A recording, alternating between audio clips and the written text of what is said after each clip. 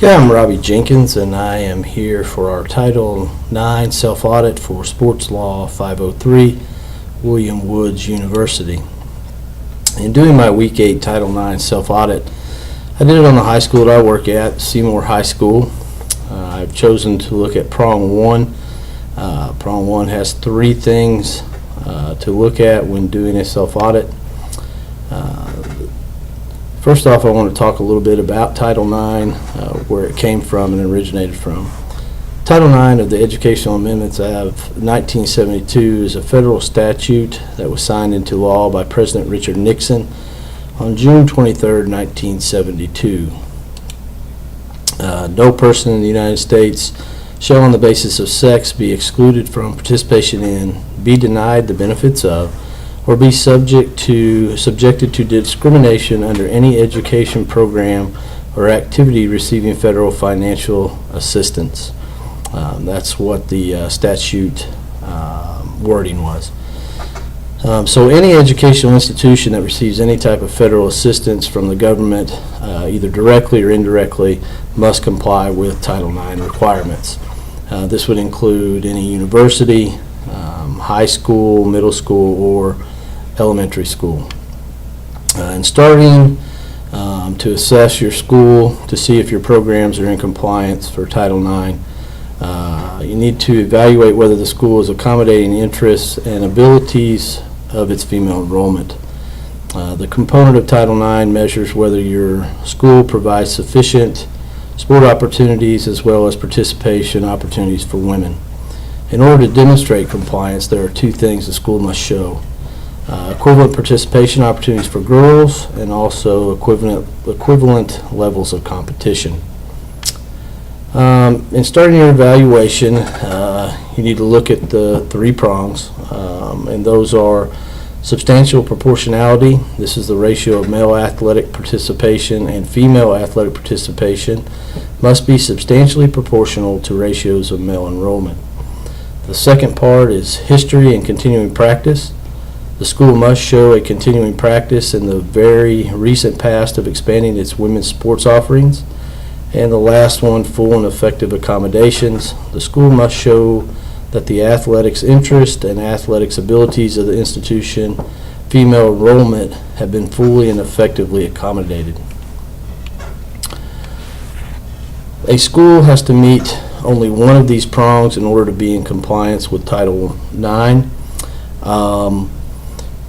If you were to fail, let's say the first one, substantially proportionality, you would go to prong 2, then prong 3, to see if your school is in compliance. I chose to look at substantial proportionality. While I was looking at this part of the three prongs, I had to first get our enrollment, total enrollment of our school. We have a total enrollment of 206 students, 9 through 12. Our high school office supplied me with this information for our enrollment. We have 101 male students and 105 female students at this time. The next thing I had to do was find out how many of our students were athletes and participating in activities. I did ask our high school office for the rosters for our programs, so it would give me a more accurate count of our student participating in athletics. I did not receive that information from our main office, so I had to go about this my own and just go through our school roster, which made it a little more difficult getting the numbers, but I got it to be pretty accurate with what I know. If you had the rosters, it would make it a lot more handy, and to get that information from your athletic administrator, if he would give it to you, to have your numbers spot on. And looking at how many athletes we have in our district is a very small district, just 206 kids. We have 24 girls that participate and 28 boys that participate. Of those 24 girls, only 8 are dual sport athletes, and there are 11 dual sport athletes in our boys.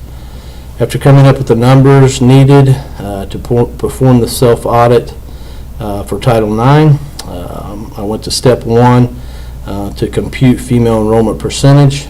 Took the number of girls enrolled at our school, Seymour R2, which was 105.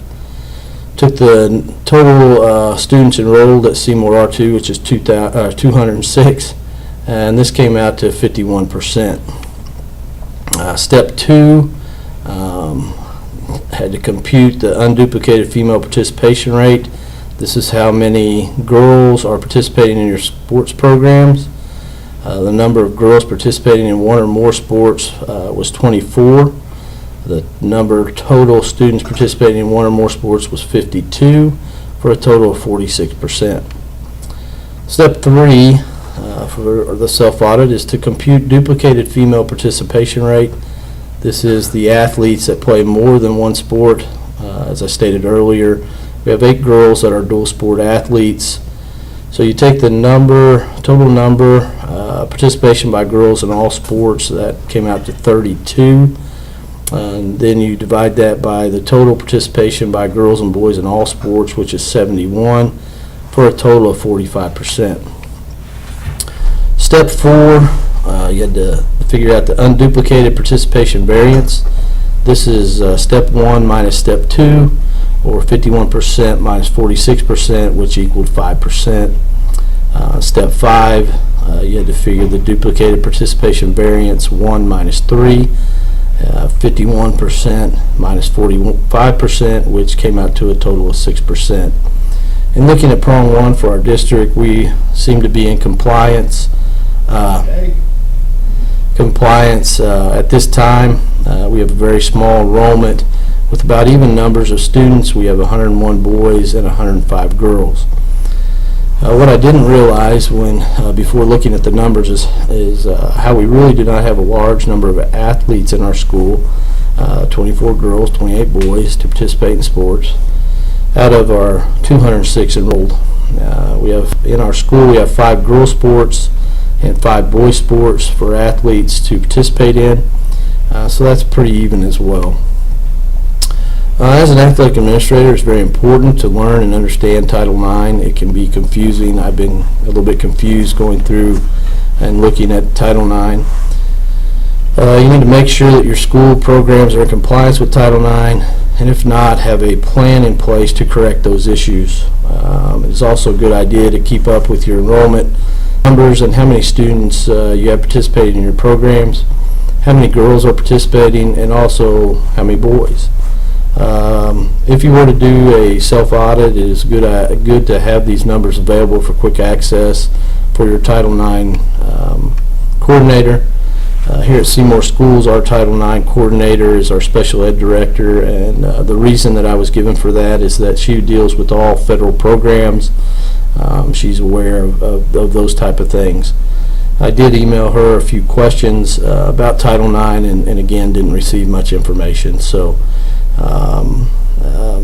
But we go through her for our Title IX issues. Also, as an athletic administrator, it would be very important to have this information available for this person if something was to arise with a Title IX complaint, especially because, in our situation where we have a special ed director who's completely out of the high school, doesn't deal with athletics on a daily basis, you could give that information to her, and then she would be able to do with whatever she needed to with those. Thank you.